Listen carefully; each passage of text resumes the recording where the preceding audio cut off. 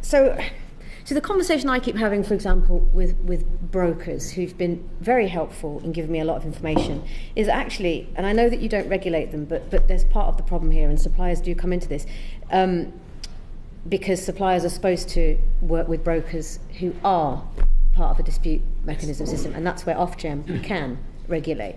So if we take, for example, currently if you move into a property and you're on a deemed rate, I had my activist brokers crunch some data for me yesterday whereby they looked at 25,000 kilowatt usage and they looked at about 15 suppliers, and the average price on the deemed rate was 35.8 pence per kilowatt hour and £2.55 per day.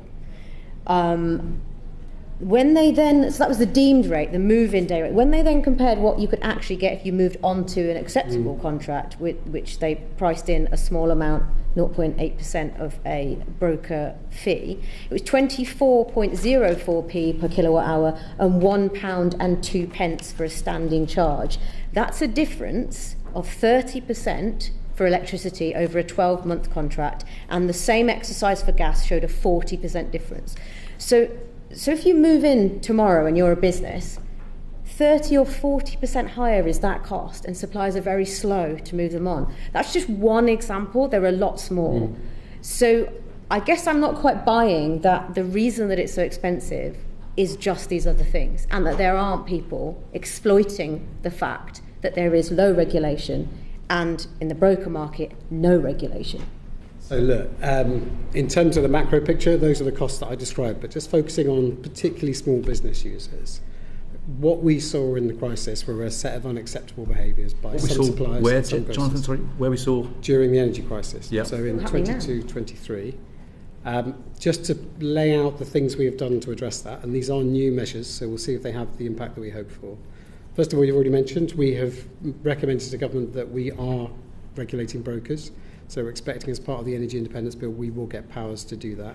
That is critical, by the way, because many of the stories I've heard have been of people who signed up to 5-year-long contracts at the height of the crisis, and so are still paying those contracts today at those prices. 100%. But so, on the deemed prices, that's all the supplier. We'll come to that. Absolutely. Secondly, we introduced a set of standards of conduct that include transparency about pricing, transparency about commissioning, and also principal regulations about how you apply the deemed rate.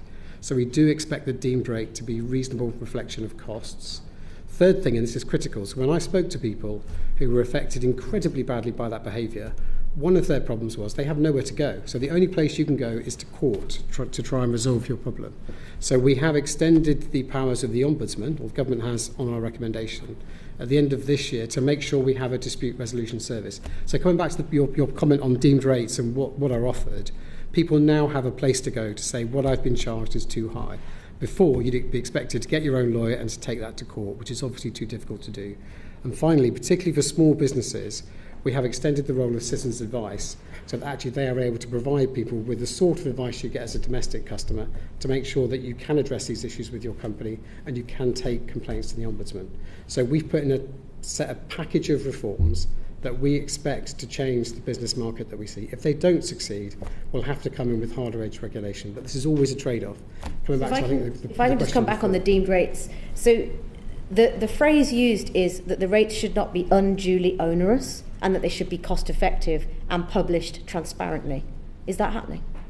So as far as we set these rules up now, we are monitoring them, but as far as we can see, but we will continue to monitor them against retailers. And you're monitoring them. What happens? And what does unduly onerous mean? Do you think that 30% higher, 40% higher is not unduly onerous? So look, I can't comment on individual cases. Part of it is about the credit rating of people who are on the other end of that contract. I mean, that was an average taken of 15 suppliers yesterday in Yorkshire.